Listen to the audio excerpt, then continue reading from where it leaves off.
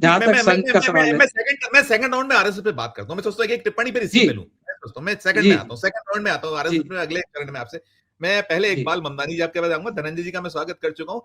Iqbal sir, ये जो अभी कहा महाराष्ट्र और देश में जो राजनीति चल रही है, और इसके अलावा जो भारतीय जनता पार्टी जो कहा अभी विवेक सर ने कि अब सुरक्षा का कहीं कोई भाव बचा नहीं है, हर उनको तो लड़वाना है। अब तो हिंदू हिंदू से लड़ रहे हैं, सारा कुछ जो दृश्य निकल रहा है। लेकिन लेकिन अगर हम जो गंगा जमुनी तहजीब की बात करते हैं, मैं देख रहा था कुछ मुंबई के फुटेजेस अभी मैंने देखे थे, और वहां जिस तरीके से नारे लग रहे थे बीटी स्टेशन, मुझे नहीं मालूम कि वो वास्तविक था नहीं था, उसको आप तस्दीक करिएगा, अभी शायद धनंजय जी भी कर देंगे आगे। तो वहां जो ये सारा कुछ जो पहले तो ये था कि यहाँ बांटना काटना सब यही सारा था, कि अब पड़ोसी मुल्कों में भी कुछ भी हो जाता है, या आप और देशों में कहीं कुछ होता है, अगर हिंदू के साथ कुछ हो जाए तो उसको जिस तरीके से तूल दिया जा रहा है। बहुत सारे घटनाक्रम हम बात करें, बांग्लादेश मैंने कुछ साथियों से बात की तो उन्हें कई घटनाक्रम ऐसे बताए कि उसको हमारा जो गोदी मीडिया कैसे प्रस्तुत कर रहा है, मतलब जितना उकसा सकते हैं, और आपको केवल चुनावी लाभ अकेले।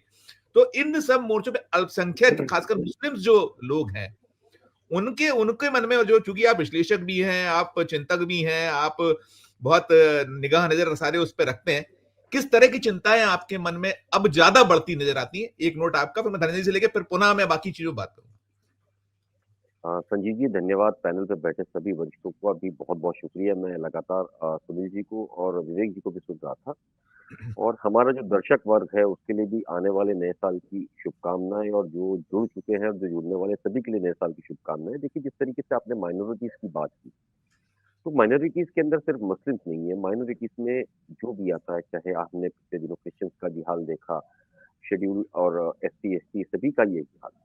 अभी आपने जब मुझसे लेकिन कहा था लेकिन कुछ देर लेकिन लेकिन इकबाल सर अब जो हो रहा है जिस तरीके से कि बाहर कर दो या हिंदू राष्ट्र, ये जो चीजें हैं, और हम उसके कारण कहाँ कितना सफर कर रहे हैं, इसलिए मैंने उसको स्पेसिफिकली आपसे सवाल पूछने की कोशिश की। इसके लिए सिर्फ मुंबई नहीं, पूरा देश सफर कर रहा है। देखिए, बिल्कुल। अभी जिस तरीके से बिहार के अंदर जो घुसपैठिए थे निकल करके अभी कलकत्ता की तरफ भागे हैं, अभी उसे भी पकड़ने का काम चालू है लगातार। तो जहां जहां ये चीजें होती है, जहां चुनाव खत्म होता है, वहां से घुसपैठिए भाग जाते हैं।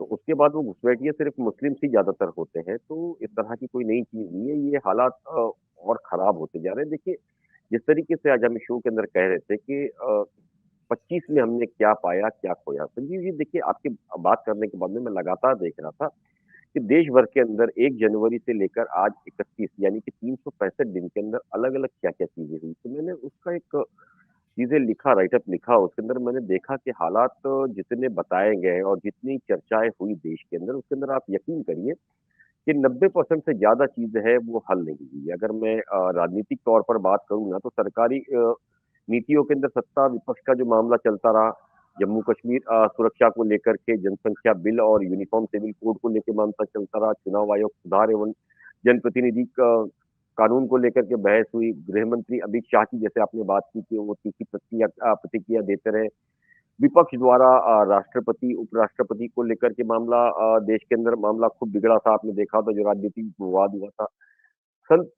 ये संसद का जो सत्र है बार बार जो स्थगित हुआ, जो आज तक कभी इस तरह के हालात नहीं हुए। चुनावी साल होने के चलते आप देखिए कैंपेन स्टेटमेंट जो आए हैं, खास करके जो पार्टी जिस तरीके से माइनॉरिटीज को उसमें टारगेट किया गया है, वो बहुत बड़ा मुद्दा रहा है।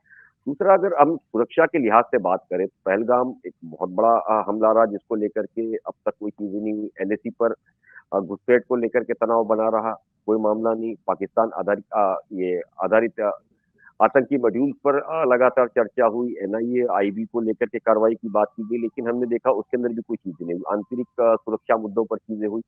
तो अलग अलग हम अगर बात करते जाए तो इतनी चीजें हैं कि मैं आपको बता नहीं सकता हूँ, कि शायद आपको ऐसा लगेगा कि ये पागलपन की बात है। लेकिन सबसे बड़ा मामला जो है वो आर्थिक और रोजगार संबंधी चीजें रही है। जिस तरीके से हम सब बात कर रहे हैं कि आने वाले दिनों के अंदर जो हालात है वो खराब हो सकते हैं। तो बेरोजगारी और महंगाई जो है उस पर पूरी जनता का असंतोष है। अगर वो तो वो इस सरकार के एजेंडा में, इस सरकार के मोदी सरकार के एजेंडा नहीं, में वो भले विषय। भले ही नहीं आ रहा है। दूसरा देखिए, MSME सेक्टर के अंदर गिरावट की जो शिकायत आई है वो एक बहुत बड़ा मुद्दा हुआ है। RBI नीति जो कि हर आदमी को छूती है, वो और ब्याज दरों के अंदर जो बहस चली है उस पर अब तक कोई ठोस चीजें नहीं है। रुपयों की जिस तरीके से गिरावट लगातार हम देख रहे हैं कि बढ़ती जा रही है, और पिछले 1 महीने में जिस तरीके से रुपया गिरा है, वो तो कमाल ही है। दूसरा, स्टार्टअप फंडिंग कम होने के चलते अर्थव्यवस्था की मंदी के अंदर काफ़ी वो आशंकाओं पर चर्चा हुई है। तो सामाजिक, धार्मिक मुद्दे, धर्मांतर कानून की हमने बात की, फिर एनआरए, सीएए के अंदर बात की, मस्जिद मंदिर विवाद लगातार, पूजा स्थल बिल पास की बात करते रहे हम। आरक्षण के अंदर अगर हम बात करें, एससी एसटी को लेकर के हम काफ़ी चिंताओं की ओर बात करते रहे, लेकिन नीतियों पे टकराव होता रहा। जातीय तनाव में कुछ क्षेत्रीय घटना भी सामने आई, बहुत आपने देखा होगा। दूसरा, सोशल मीडिया का जो रोल रहा, जिसमें फेक न्यूज़ का मामला सबसे बड़ा 25 के अंदर रहा। और अगर हम न्यायपालिका की बात करें, तो देखिए न्यायपालिका के अंदर ईडी और सीबीआई को जो छापे मारे गए, जिसको लेकर के विपक्ष ने जो हंगामा किया था, वो एक बहुत बड़ा मुद्दा बना। लेकिन उस पर भी अभी तक कोई चीजें सामने नहीं आई। हाई प्रोफाइल केसों में आपने देखा, खास करके जो देरी है, कोर्ट ने उसके ऊपर भी टिप्पणी की है, लेकिन उसके ऊपर भी कोई मामला अब तक खुल करके नहीं आया। फिर वो चुनावी बॉन्ड का मामला हमने देखा था, उस पर चर्चा हुई, जो कुछ नहीं हुआ। प्लस इंटरनेट नियम और डेटा सुरक्षा को लेकर के चर्चा हुई, कानून बिल को लेकर के उस पे बहस हुई, बिल्कुल नहीं, उस पे वो कुछ। तो ऐसे हम कैसे लंबी लिस्ट देखिए है अगर एक जिसको लाइन लेकर में के। इकबाल सर एक लाइन में शायद डिस्क्राइब करें इसको, तो वो कहावत तो भाई 9 दिन चले 2.5 कोस, लेकिन यहाँ तो है 11 साल चले 2.5 कोस जैसे हालात हैं, बिल्कुल। मुझे लगता है। और अच्छा, वैसे कमाल अब एक कमाल सबसे बड़ा ये है कि ये 11.5 सालों के अंदर भी अब भी जो है, राज्य के अंदर इनकी सरकारें हैं, केंद्र में इनकी सरकार है, लेकिन फिर भी दोषी जो है वो विपक्षी।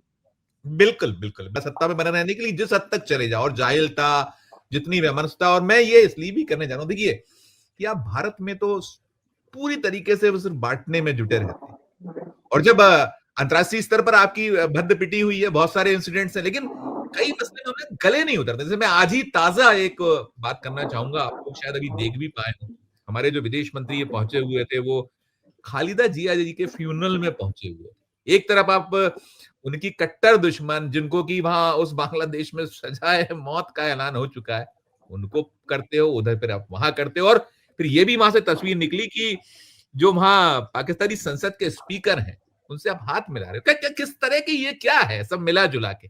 और इधर आप हम सब में की, और हमने मोदी जी को भी देखा है कि दूसरे देशों में जाओगे तो आप गले मिलिएगा, यहाँ आइएगा तो आप कई कपड़ों के रंगों से पहचानते, तो फिर उसी सब में समअप करिएगा इस दोनों तीनों चीजों के साथ में। 26 में फिर वही जो अभी कह रहे हैं कि कोई उम्मीद दिखती नहीं, और बहुत लंबे वक्त तक कि हमारी पीढ़ियां, हम लोग बदल जाए, आने वाला जो हमारा जनरेशन हो वो कहीं कुछ कर पाए, हो पाए तो देखा जाएगा, हम लोग तो शायद नहीं देख पाएंगे आने 30 साल की जो बात करते हैं। अंतिम नोट आपका। संजीव जी, देखिए, देश में भी जो सबसे बड़ा मुद्दा चल रहा है वो घुसपैठियों को लेके चल रहा है, उसी को लेके माइनॉरिटी को टारगेट भी किया जाता है, सारी चीज। मैं कुछ आंकड़े देना चाहूंगा, जो सुनील जी बात कर रहे थे उसी पे, कि 2005 के अंदर 14,916 घुसपैठियों को वापस भेजा गया, 6 के अंदर 13,692, 7 के अंदर 12,135, 2008 के अंदर 12,625, 9 के अंदर 10,602, 2010 के अंदर 6,290, 11 में 6,761, 12 में 6,537, 13 के अंदर 5,234। यानी कि कुल अगर हम मोटा मोटा आंकड़ा गिने तो 89,000 के आसपास जो है ये 9 सालों में रिटर्न भेजा गया।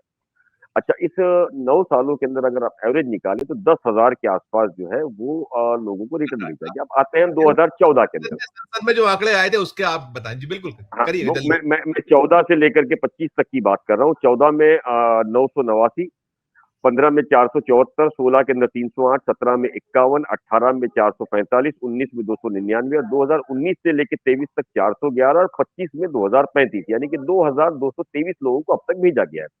अब लोग जो मजाक करते हैं वो ये है कि जो पहले कांग्रेस में अकल नहीं थी, वो क्या करती थी, जब घुसपैठिए मिलते थे तो उसको बाहर भेज देती थी।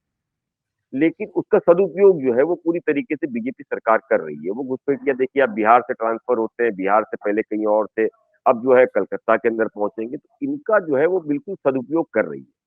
ये एक मजाक के अंदर चर्चा चल रही है। अब ये मजाक नहीं है, सीरियसनेस भी है, कि अगर आप जिस चीजों की बात कर रहे हैं, जिस राज्यों की बात कर रहे हैं, वहां इलेक्शन होने के बाद आप बताइए यूपी बिहार में कितने घुसपैठिए पकड़े और बाहर भेजे, तो आपके पास कोई जवाब नहीं।